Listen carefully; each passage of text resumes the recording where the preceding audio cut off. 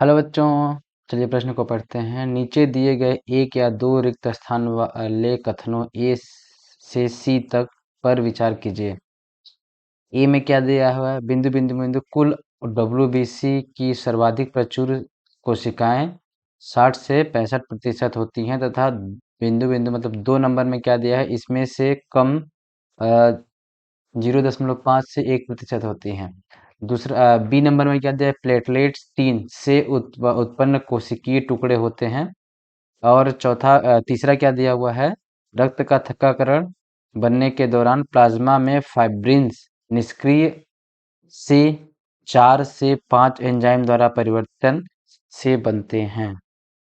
तो चलिए हम देखते हैं प्रश्न की ये मुख्य अवधारणा क्या हो जाएगी। मुख्य अवधारणा क्या होगी कि रक्त कोशिकाएं। अब जैसा हम जानते हैं कि रक्त कोशिकाएं कितने प्रकार की होती हैं, तो 3 प्रकार की होती हैं। कौन कौन सी?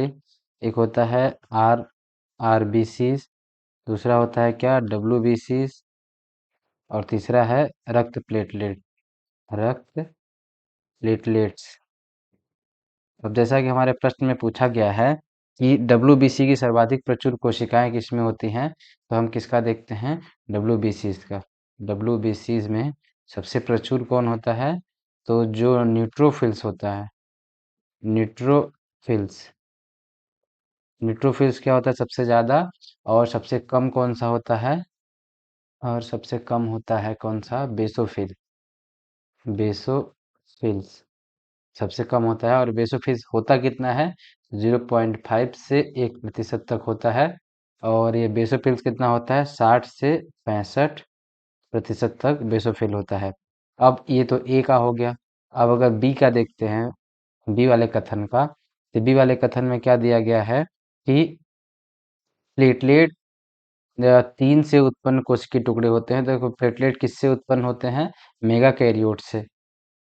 मेगा कैरियोट्स कैरियोट से क्या उत्पन्न होते हैं? प्लेटलेट। और यह कहाँ पाई जाती है? तो यह बोन मैरो में अस्थि मज्जा की कोशिका, मतलब अस्थि मज्जा की सबसे बड़ी कोशिका होती है। अस्थि मज्जा अस्थि मज्जा की सबसे बड़ी कोशिका, सबसे बड़ी कोशिका कौन होती है? Mega karyotes. अब सी वाले कथन को देखते हैं। तो सी वाले कथन में क्या दिया गया है कि रक्त का थक्काकरण बनने के दौरान प्लाज्मा में फाइब्रिन्स निष्क्रिय 4 से 5 एंजाइम द्वारा परिवर्तन से बनते हैं।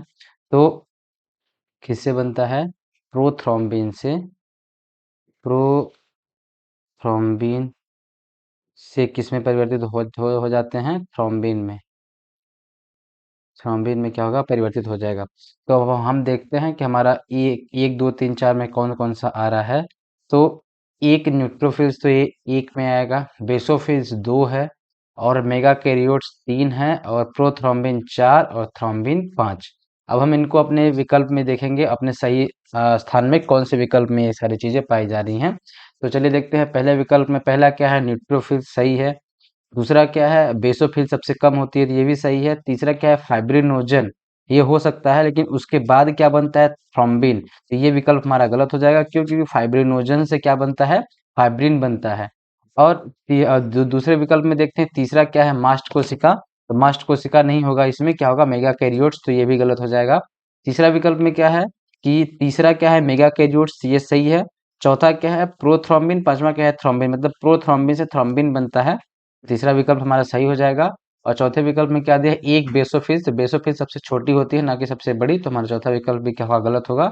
हमारे प्रश्न का सही विकल्प क्या हो जाएगा? विकल्प नंबर 3, जो कि है मेगा कैरियोट्स, प्रोथ्रोम्बिन और थ्रोम्बिन। अच्छा करते हैं, आपको दिए गए प्रश्न का उत्तर समझ आया होगा। धन्यवाद।